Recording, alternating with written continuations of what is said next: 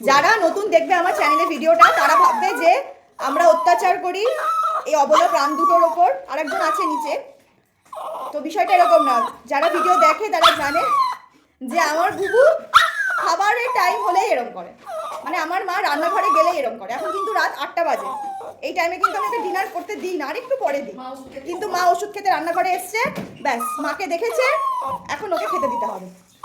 আর একজন কি করছে দেখবে, দাঁড়াও দেখাচ্ছি।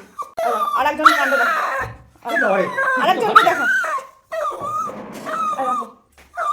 দেখো আরেকজনকে দেখো, দেখো দেখো করছে, দেখো দেখেছো? সবাই কি বলবে বুবু? ঘুরুনি। তুমি আগে রায়কে দাও মুখের খাবারটা, রায়ের সামনে দাও, রায়েরটা দাও তুমি রায়কে। বুবুকে আমি এবার বুবুকে ছাড়ছি।